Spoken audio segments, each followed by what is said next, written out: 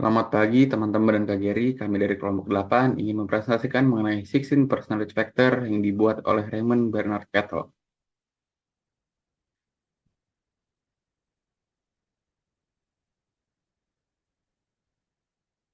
Tes ini dikembangkan oleh Raymond Bernard Kettle, seorang psikolog yang terkenal karena kontribusinya dalam penggunaan analisis faktor dalam penelitian psikologis, khususnya dalam memahami struktur kepribadian.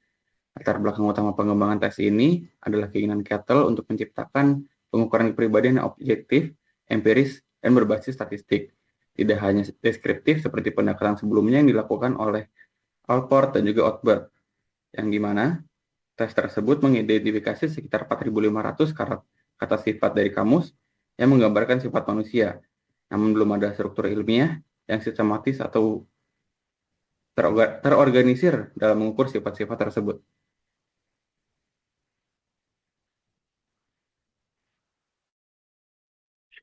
Oke, dasar teori dari 16 Personalities Factors berakar pada analisis faktor yang dikembangkan oleh Raymond B. Kettle untuk mengidentifikasi source traits sebagai elemen dasar kepribadian.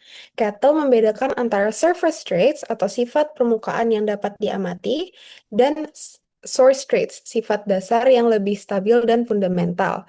Melalui analisis faktor ini yang berulang dan penerapan metode penilaian ganda, Kettle berhasil menyaring ribuan kata sifat menjadi 16 trait dasar yang kemudian menjadi dasar dari 16 Personality Factor Questionnaire.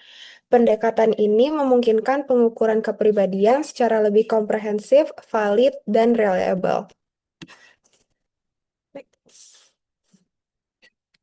Oke.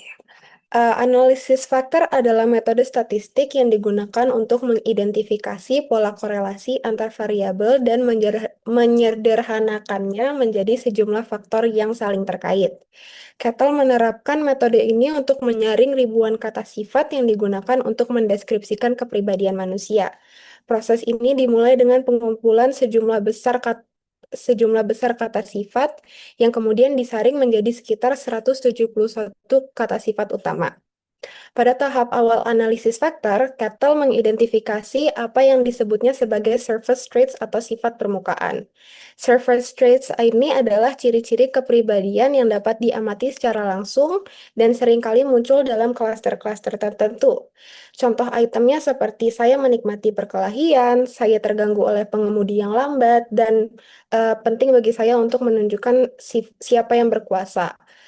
Item-item ini dapat membentuk surface traits yang berupa agresivitas. Meskipun surface traits ini dapat diamati, Kettle berpendapat bahwa mereka itu tidak stabil dan hanya merupakan manifestasi dari sifat yang lebih dalam, yaitu source traits.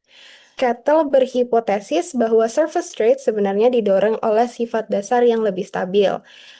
Source traits ini adalah elemen dasar kepribadian yang tidak langsung terlihat tetapi berfungsi sebagai pergerak utama perilaku seseorang. Proses identifikasi source traits ini melibatkan analisis faktor lanjutan untuk mengelompokkan surface traits ke dalam kategori yang lebih fundamental. Langkah pertamanya adalah menggunakan daftar kata sifat dengan meminta 208 subjek untuk menilai orang yang mereka kenal menggunakan 171 kata sifat, misalnya agresif, dominan, atau bijaksana. Kemudian data penilaian tersebut dianalisis menggunakan teknik analisis faktor menghasilkan 20 faktor kepribadian sementara. Langkah keduanya, Kettle kemudian mengembangkan kuesioner self-report untuk mengukur faktor-faktor tersebut secara langsung. Ribuan responden diminta untuk mengisi kuesioner tentang diri mereka sendiri. Kemudian melalui analisis faktor lanjutan, 16 dari 20 faktor awal berhasil dikonfirmasi secara independen, yang kemudian menjadi dasar dari 16 Personality Factor Questionnaire.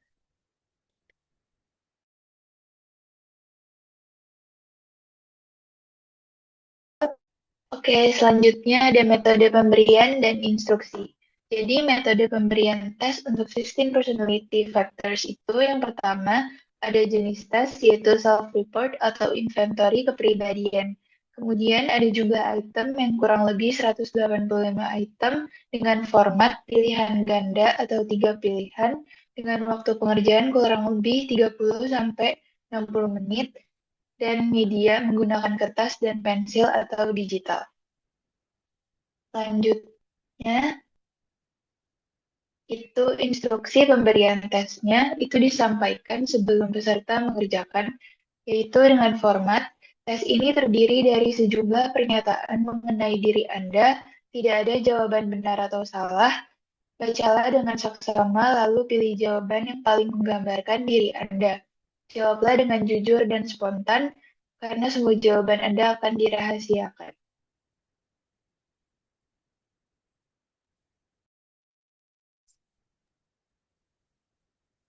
Oke, selanjutnya kita akan membahas mengenai tujuan alat tes. Yang pertama untuk mengukur kepribadian primer dan sekunder. Hal ini digunakan untuk mengidentifikasi 16 faktor kepribadian primer atau sifat dasar seperti warmth, emotional stability, dan apprehension. Dengan adanya analisis faktor, maka dikelompokkan faktor primer menjadi 5 faktor global atau sekunder, seperti anxiety dan self-control. Dengan begini, struktur hierarki memiliki pemahaman yang mendalam mengenai kepribadian seseorang baik spesifik maupun secara umum. Yang kedua, adanya gambaran yang menyeluruh mengenai kepribadian individu. Hal ini membahas mengenai aspek kepribadian yang lebih luas dan memungkinkan penilaian yang lebih komprehensif terhadap berbagai aspek kepribadian, sehingga memberikan gambaran yang lebih menyeluruh mengenai kepribadian seseorang. Yang ketiga, digunakan untuk menganalisis hubungan antara berbagai sifat kepribadian, misalnya hubungan antara kecemasan dan neurotisme.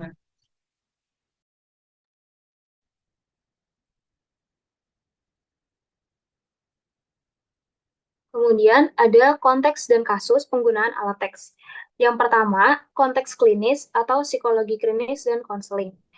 Diagnosa kepribadian dan penilaian psikologis secara umum tujuannya untuk memahami dinamika psikologis klien, terutama dalam terapi atau evaluasi kepribadian. Yang kedua, ada konteks industri atau organisasi.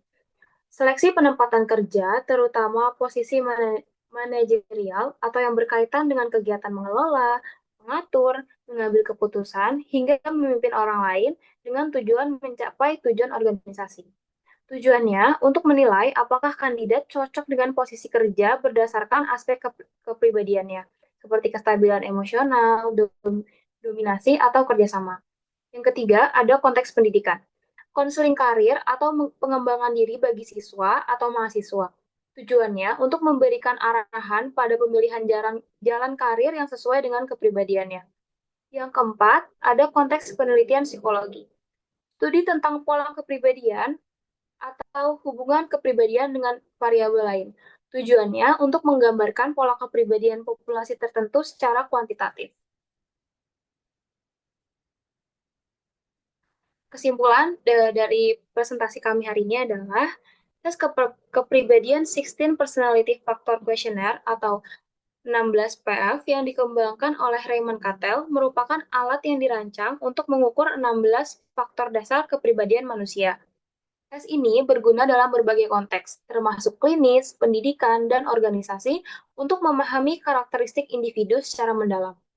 Kelebihan utama dari alat ini adalah mampu memberikan gambaran menyeluruh tentang kepribadian seseorang secara kuantitatif. Namun, seperti alat psikologis lainnya, 16 PF juga memiliki kekurangan, seperti kemungkinan bias interpretasi dan ketergantungan pada kejujuran responden dalam menjawab. Secara keseluruhan, 16 PF merupakan alat yang valid dan reliable bila digunakan secara tepat dan memberikan kontribusi penting dalam bidang asesmen psikologis.